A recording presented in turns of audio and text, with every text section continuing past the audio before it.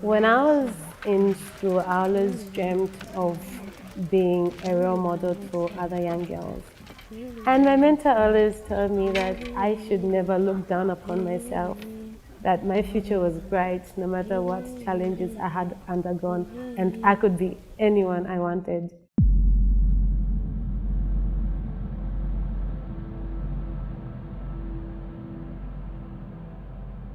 I grew up in Luapula, Zambia, in extreme poverty, with a widowed mother from a family of 10. I struggled through school because sometimes I used to work after school hours as a maid and selling cassava leaves. I had to walk so many miles and I had to work so many long hours in order to raise money for a shirt, a book, or a pencil. At the age of 14, I was destined to be a childbride. I was physically, emotionally, and psychologically not ready to get married. It was one of my darkest moments of my life.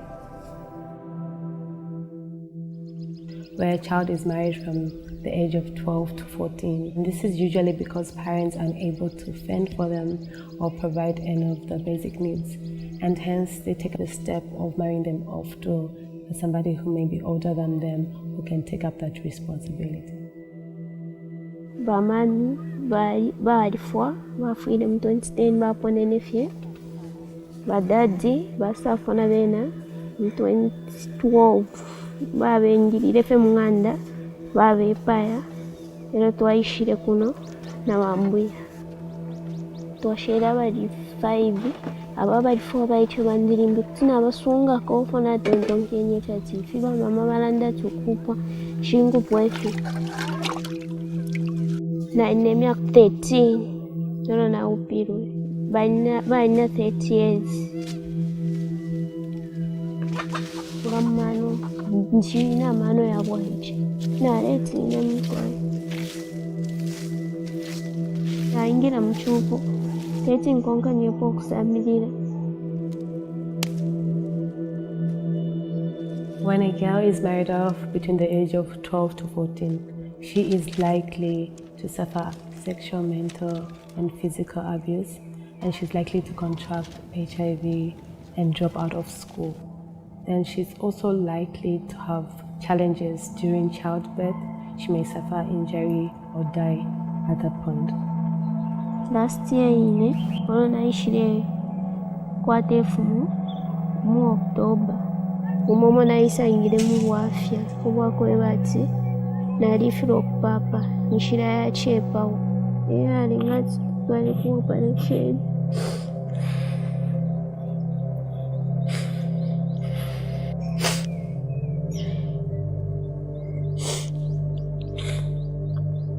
nga bwali chinji kumulando gwakwe bati nga nalisambirira.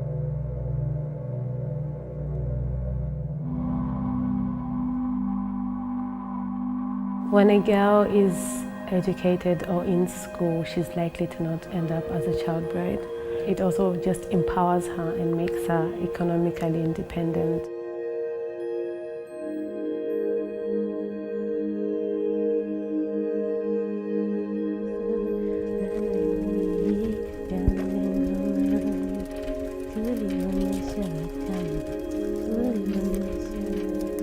Things changed in my life when CAMFED stepped in and rescued me from that path of being married at a tender age.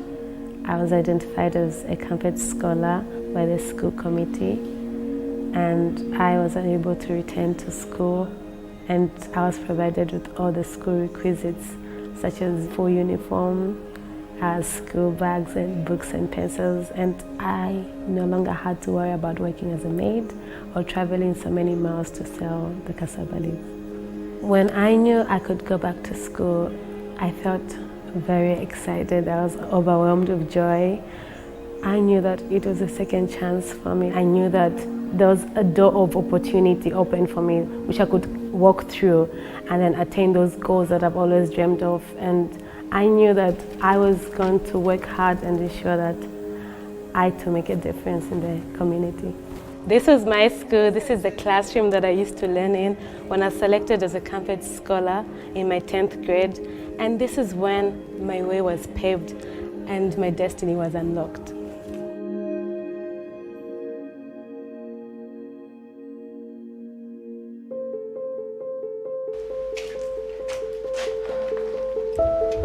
To me, success means being able to be economically independent.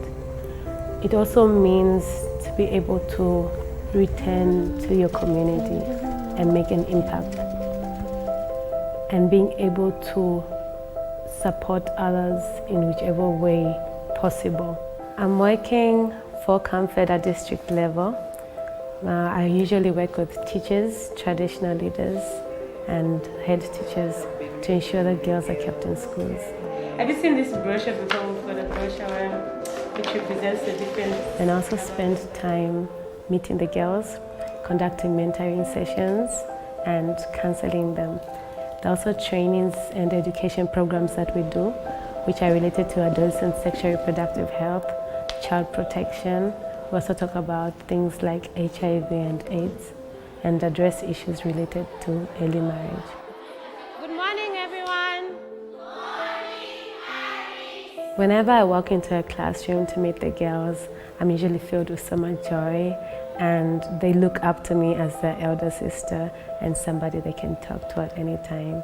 Some years from now, what would you want to be? Yes, my dear? I want to be a doctor.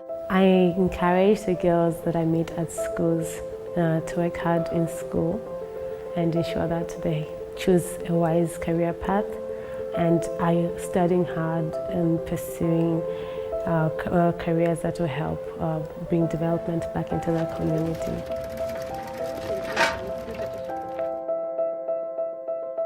A lot of people recommend her for the way she is, because she has that hand of giving.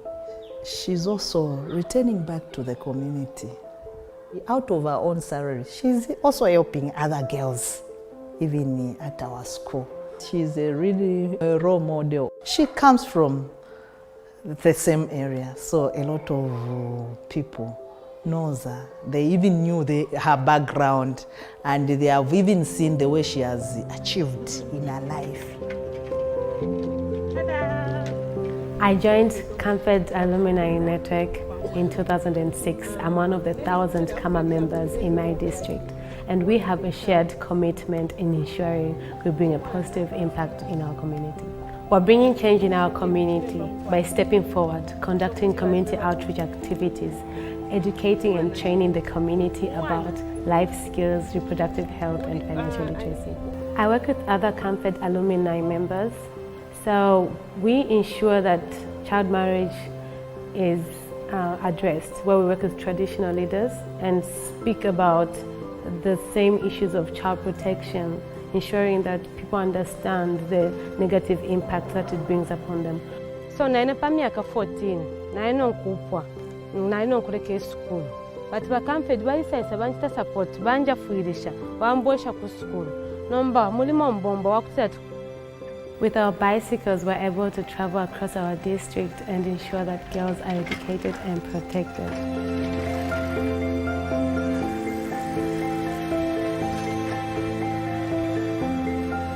CAMFED alumni members can be described as girl guardians.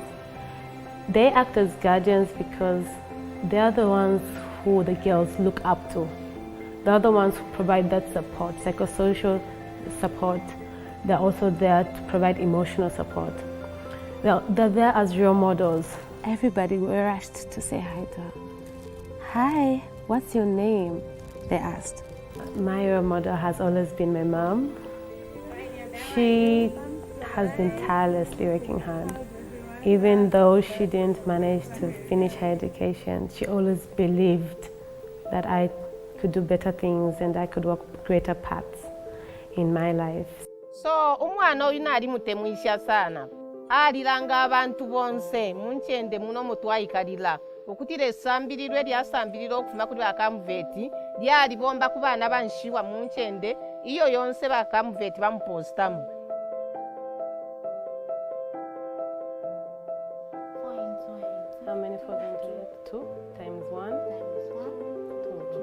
I'm currently supporting 10 girls and 1 boy in school by providing them with shelter. I foster 2 of them, and then the rest I provide school requisites and ensure that all the basic needs are provided. Yeah, just keep studying hard and everything. You're an astounding girl, and you're just 1 in a million. So when I first met these girls during my community work, I think for me, what I saw in them was me. It was like a reflection of where I was coming from. They had a dark past, and all I wanted to do is ensure that I ignite that light back into them. They have hope again to say they can still pursue their dreams.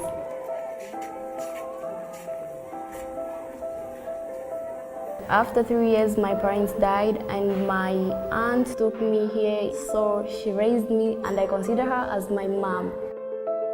Before Aris came in my life, it was hard to raise money so that I can go back to school.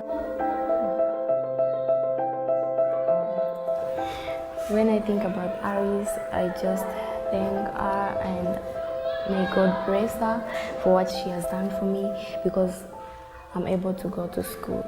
Without her, maybe I would have just got married, have children, have a family of my own.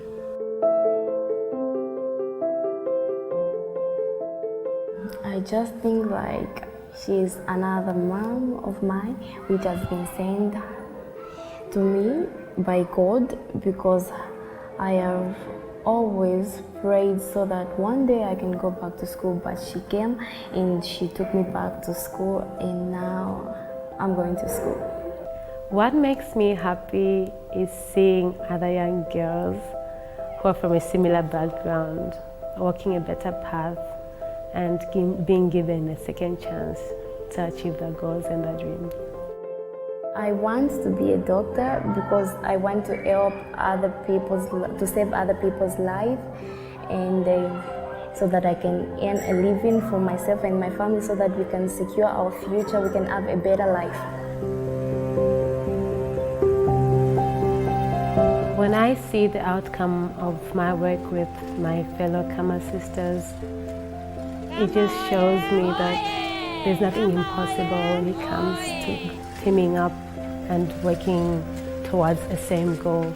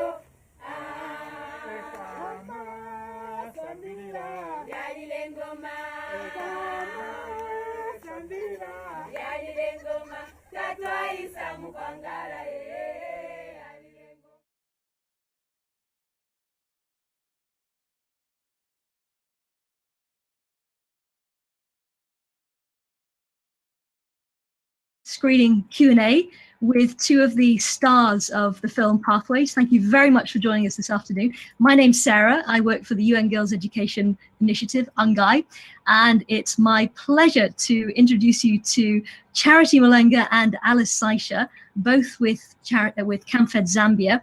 So can I start by asking you to introduce yourselves? Alice Saisha, can you tell me where are you joining us from and tell me a little bit about your role? Hi everyone, my name is Alice Saisha. I'm joining you from Lusaka in Zambia, and I'm a CAMFED alumni member and also working with CAMFED as a monitoring and evaluation officer. Fantastic, thank you very much. And Charity, do you receive me? Can you tell us where you're Sarah. Over to you, Charity. Okay, my name is Charity Mlenga. In Zambia district, country Zambia. I'm a CAMA member. Yeah. Excellent, a member of the CAMFED Association Zambia, that's right. For real. Fantastic. So we're reconnecting after, what's it, 3 years since we made this film together.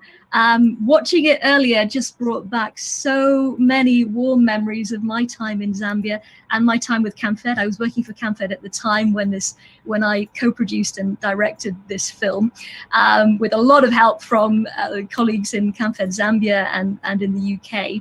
Just to sort of set the scene a little bit, the film was produced as part of a campaign, a CAMFED campaign, which focused on why and how education is key to tackling child marriage for girls in Zambia, across sub-Saharan Africa and the world at large. The role of education in keeping girls in school, first of all, as a protective, as a form of protection, but also empowering them with the knowledge, skills, and agency to become change makers, leaders, and movement builders in their communities. And this has really been a core focus of this week's Educate for Equality Ungai 20 Forum. And I think this is really the theme that we want to kind of talk about a little bit in this post-screening discussion about why education is so critical for driving progress for gender equality and what needs to change really to unlock the gender transformative potential of education so that more girls are empowered to become leaders and change makers and movement builders in their communities. One of the last sessions in the Educate for Equality Ungai 20 Forum was all about feminist leadership and movements. And I think one of the best examples that we can find of a feminist movement is the CAMFED Association. So I was wondering if you could tell us a little bit more about the CAMFED Association. I know this came in towards the end of the film, but can you introduce a little bit more about the CAMFED Association, Alice? Okay, thank you, Sarah. So the CAMFED Association is a group of strong, vibrant young women who grew up in rural areas and have come together and formed a network where they create a platform of interaction. So we have over 158,000 across 5 countries in Africa, and in Zambia we currently have 13,900. And they believe in activism, they believe in peer-to-peer mentorship, and they also believe in creating leadership platforms for different young women to have a voice, to be amplified, and to be able to advocate about different issues related to vulnerable children in rural areas. Fantastic, thank you very much. And so we all know through the film, Alice, how you became involved in the CAMFED Association, but Charity, can you tell us a little bit about how you became a CAMFED Association Zambia member? Okay, thank you, Sarah. Yeah, there was a time the young girls were doing some charity work and philanthropy work when I completed grade 12. So I was so inspired about their movement the movement as CAMA girls or CAMFED Association. So when I was inspired, I joined them. When I joined them, we had to continue with a charity work, helping young girls in schools by buying them the vulnerable ones, stationery, yeah, even some sanitary wares to young girls, and also helping the aged people in their communities. That one really attracted me a lot because I had the passion to help young girls. I wanted young girls also to do something to become somebody in future or other people in future where they could be also recognized in decision makings. So that thing really inspired me, as Alice stated. Thank you. And I've been massively inspired myself through having had the privilege of meeting many CAMFED Association members across sub-Saharan Africa and in Zambia in particular. And as you know, through making this film, I spent some time with CAMFED Association members in Samfia, specifically in northern Zambia. So I'd love to hear a little bit more about how CAMFED Association members in Zambia are taking action to really drive progress for girls' and women's rights, especially the right to education. Is that something that you're able to speak to, Alice? Yes, thank you. So CAMA members are currently ensuring that is happening through creating platforms where young women can voice out their needs, the issues that are related to them, like in line with child protection. Then they're also ensuring that they receive the mentoring that is required throughout the phase in school. As members who have already transitioned from that level of education, we help go back into the schools, provide that mentorship, that counseling whenever an individual or a pupil is in need. And then we also ensure that we buy and provide different requisites that a child needs and provide that support system. It's like a sisterhood that we create that exists at rural areas. So we have experienced it, and we're plowing back by supporting other young women who have gone through or are going through the same challenges that we encountered. So that support system helps keep them in school and helps remind them to say they too can do it, they too can progress, they too can take up different positions and become great in the society and make a difference like we're doing right now. Thank you very much for that. So we know this has been a period of unbelievable crisis the world over, and I imagine that COVID has had some impact on your work in Samfia charity. Can you tell us a little bit about what the impact of COVID has been on girls' education in your community, and how you've been working to address that? Okay, thank you so much, Sarah. Yeah, the issue of COVID-19 really brought an impact. I begin with CAMA members. As you know, we are working with young girls where we want them to be transformed, to be transformed. So what happened is that we are the people that really goes into school to mentor them, to sensitize them, and again, to help them with support as vulnerable children. Now our businesses were going down, such that the support we wanted to give to the girls were remaining lonely. They needed some counselors like us to counsel them, to encourage them about school and what they were passing through. But some were lacking teachers, were lacking CAMA members to talk to them once they've got other problems, like maybe being abused in different kind of ways. So it really affects even the performance of the young girls in the schools. But as CAMA members, we tried by all means to team up and put up our minds together and continue having home visitations to the young girls and tutor them, giving them some lessons such that they don't feel they are alone, but we are together with them, and CAMA members are there as their sisters. This is what we've been doing as CAMA, and also giving some philanthropy to the parents who were not even managing to help, like finding people who can tutor their children during this COVID. But CAMA were there for the young children, for the girls in school, together with the boys. Thank you. Amazing. Thank you very much for that. And I know that that students are now returning to school in Zambia. Is that correct? Schools are back in session.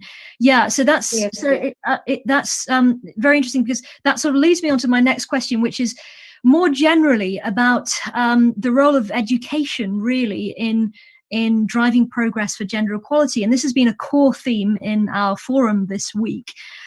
You both are really pioneers or trailblazers for the power of education. And I know from firsthand experience that you are real change makers, leaders who are looked up to in your community.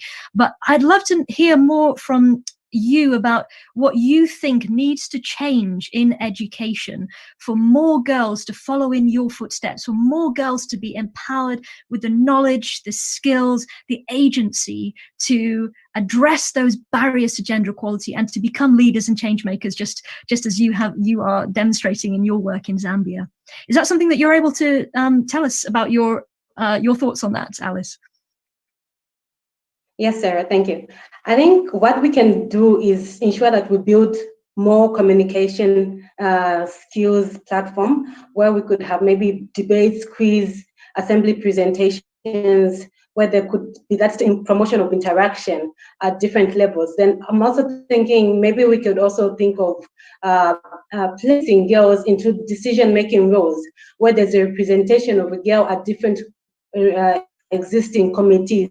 And then also maybe provision of leadership space for the girls in areas such as school councils and clubs, and creating safe spaces for them to take up a leadership role. And then provide an investment in them by building their skills and supporting them through as they're in school, and finding means and ways of promoting youth engagement whilst they're in school. How best can we interact with them? What creative ideas can we set up so that we help them be part of this cycle whilst they're in school, so that they can also transition properly and complete their education. Thank you, Sarah. Thank you very much. I think that's a really key point about it's not just getting to school, but it's staying in school, and then also what happens in the schools in order to unlock this sort of what we call the gender transformative potential of education. It sort of rolls off the tongue, but actually it's actually quite important for us to really unpack what that means. And thank you for those examples of how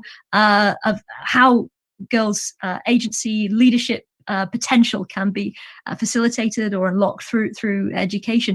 Charity, is there anything you'd like to add to that about how education, in your experience, how you think education can better empower girls to become leaders and change makers? It can be more than what my colleague has said, Alice. It's just about building up the communication skills. Yeah, coming up with different kinds of clubs. As I earlier stated to say, we come up with behavioral change programs to change from the norms or beliefs and norms that we live in from our communities. And to continue supporting them, especially if the local leaders also can be involved in part of taking up some action once they want to marry off some young girls in their communities. I'm sure the girls' education will move up if we can work together with local leaders, together with our fellow sisters, CAMA members. Thank you. Thank you very much. And I know that's something that you're doing a lot in your community, working with local leaders and decision makers, and it's a very a community-led approach, which is wonderful. And we see through the film the impact of that in the lives of girls, and we often talk about the ripple effect of education, of girls' education in particular, and how when you educate one girl, you educate many. And I know this is something that many people who work in our field have had first-hand experience of, but we know through the film that actually you two are the best examples of this, because I think Alice, I know, has supported 11 girls in her community to return to school and to continue through school and university. In fact, I think some of the older ones are now actually enrolled in university. But I was curious to hear a little bit about the girls who were featured in this film. Where are they now? What's going on for them? So Faith, for example, what is she doing now? Faith has been quite a great example of a vulnerable girl being put back in school after almost dropping out, being at the verge of dropping out. She's a very sharp, smart girl who's won so many awards, and she's currently in her last grade 12, and she'll be completing this year, and she performed very well during her mock examination, outstanding most of the girls in school, being one of the best pupils in that area. So I cannot wait for her to complete, and she wants to still study medicine, so I'm so excited. Fantastic. That's wonderful. And a more general question now, really, just for us to end on. What is your hope really for the next generation of girls in Zambia and in Zambia as a whole?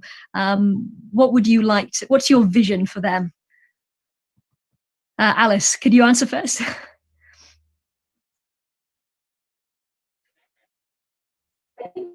Okay, I think my vision is to have change makers existing from the grassroots level, national and international level, to have influential, strong women who step up to address community barriers, who take up the responsibility, who take a stand and say it's time for a change. And that's what we are expecting. Who don't forget where they came from, but will go back to their roots and make that difference. That's the hope I have. Thank you very much. And Charity, what are your hopes for the next generation, or the rising generation of girls in Zambia? Okay. My hopes are that for I being a mentor and a young girl who has been sponsored by CAMFED, empowered, I feel that it's high time I also support the same young girls by taking them also to school. And also, once they're educated, it's not only about the white collar jobs, they also need to be empowered in business skills, such that they also become potential leaders, because we know these young girls, they're so powerful because they're trying to see what we are doing in the communities. So we want them to be decision makers, who will be potential leaders, who can even become maybe ministers, some of them. These are kind of the dreams that I hope that for the future of the young girls. I know they will do it, because it's not about only men. It's about us to be transformed as young rural women, also to set up what we can do. What a man can do, they can also do that. So it's what we are trying to hope for, and I'm hoping that this will change our communities for good. So positive change. Fantastic. Thank you ever so much. I think that's the perfect note to end on, really, for our entire forum, really. We've been talking about education and the transformative power of education for gender equality, and you perfectly articulated there exactly what our hopes are for the future. So thank you so much for sharing your time, your thoughts and experiences with us. It's a pleasure to reconnect after all these years. And thank you very much to everyone who's joined us today for the film. And please, if you can, take a look at the rest of the session, the other sessions that were broadcast this week. Go to e4e.ungai.org and you'll see there are 6 sessions in total, and we invite you to explore those in your own time, and to feedback, let us know your thoughts and what you're doing, so that together we can unlock the gender transformative power of education. Thank you very much. Thank you, Sarah.